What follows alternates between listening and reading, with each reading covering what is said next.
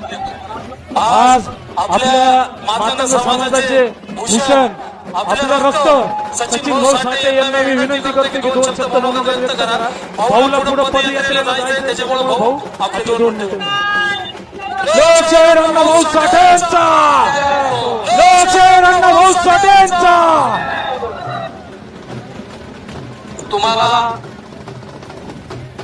शांत बसा सगळे, इकडे लक्ष द्या. भाऊचा ऐका दोन. तुम्हाला आम्हाला गुलाबीच्या लोखंडातून मुक्त करू, माणूस म्हणून जगण्याचा अधिकार प्राप्त करून देणाऱ्या सर्व राष्ट्रपुरुषांना महापुरुषांना मी नतमस्तक होतो. या ठिकाणी या विचार मंचावर बीड जिल्ह्याच्या वतीनं आयोजित असलेल्या या अत्यंत व्यापक अशा या आक्रोश मोर्चामध्ये या विचार मंचावर सामाजिक चळवळीतली समतेची, न्यायाची आणि तत्वाची भूमिका घेऊन रस्त्यावर उतरलेले सर्व माझे सन्माननीय सहकारी चळवळीतले ज्येष्ठ नेते या विचार मंचावर उपस्थित आहेत. आणि मी पहिल्यांदा भाषण करून निघून जातोय.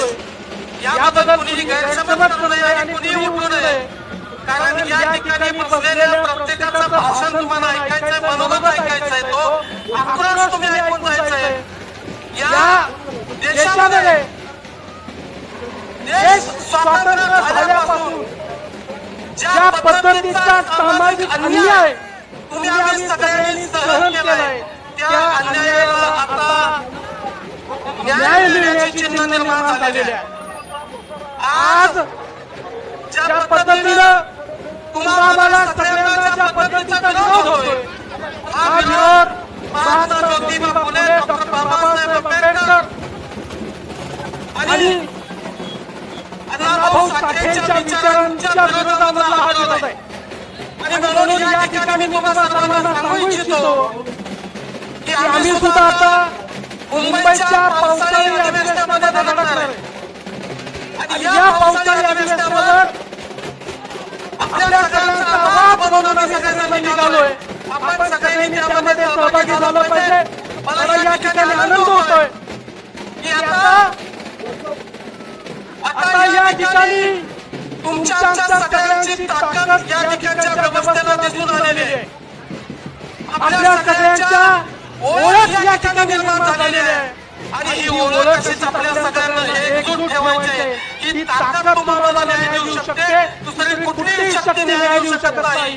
ही गोष्ट आपण सगळ्यांनी लक्षात घ्यावं. आणि अण्णाभाऊ साठेंच्या सुनबाई सावित्रीबाई साठे आणि त्यांच्या सर्व कुटुंबातले सदस्य पुणे ते मुंबई उद्यापासून मुंबईच्या दिशेने जात आहेत. माझं या ठिकाणी बसलेल्या सगळ्या समाजबांधवांना आव्हान आहे की या मोर्चामध्ये ज्या मुंबईमध्ये अण्णाभाऊ साठेंनी एक प्रचंड मोठा मोर्चा आझाद मैदानामध्ये घेतला होता.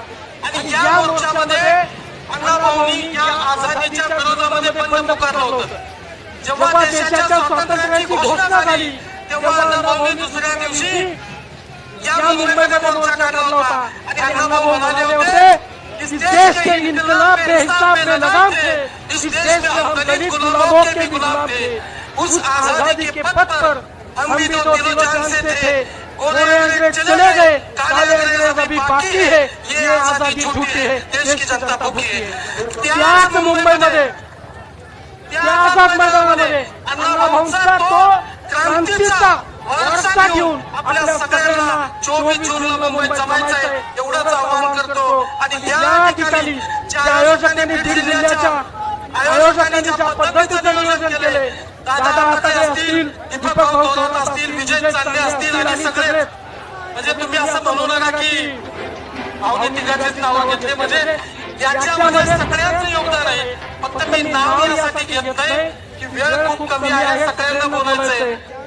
त्यामुळे आमचे प्रवीण पवार साहेब असतील, या ठिकाणचे सगळी माणसं, सगळी प्रकाश दत्त, सगळ्यांचं मी धन्यवाद देतो आणि थांबतो. धन्यवाद सर्वांना. सप्रेम जय योगी, जय अण्णाभाऊ, जय भीम, जय भारत.